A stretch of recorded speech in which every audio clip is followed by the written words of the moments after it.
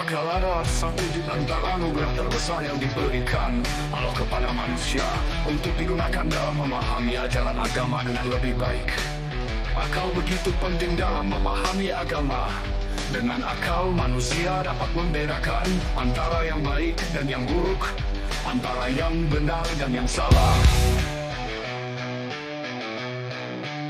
Akal memungkinkan manusia untuk memahami kompleksitas ajaran agama dan menerapkannya dalam kehidupan sehari-hari dengan lebih baik. Al-Quran secara konsisten mendorong manusia untuk menggunakan akalnya dalam memahami ajaran agama. Banyak ayat Al-Quran yang mengajak manusia untuk berpikir, merenung, dan memikirkan tanda-tanda kebesaran Allah di alam semesta. Akal adalah sarana yang penting dalam memahami pesan-pesan Allah yang terkandung dalam Al-Quran.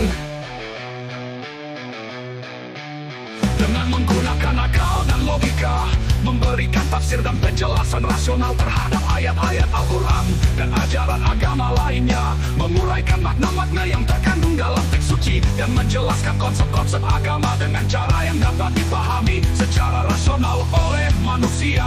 Akal membedakan antara ajaran esoteris bersifat batiniah dan eksoteris bersifat lahiriah dalam agama.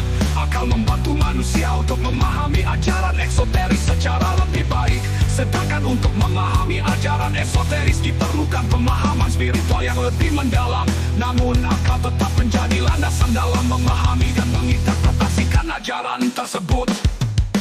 Dalam menghadapi dinamika tantangan kekinian, tentang pentingnya akal dalam memahami agama juga relevan dalam dunia yang semakin kompleks dan beragam. Seperti saat kekinian, akal adalah alat yang penting bagi umat Islam untuk memahami ajaran agama dalam konteks kontemporer.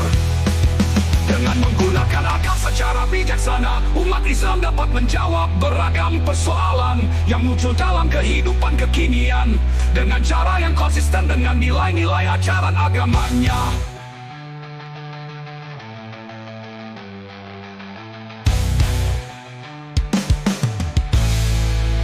Akal adalah sarana yang penting dan diberkati Allah bagi manusia untuk memahami ajaran agama dengan lebih baik. Dengan menggunakan akal secara bijaksana, manusia dapat menggali makna-makna yang terkandung dalam teks suci dan menerapkannya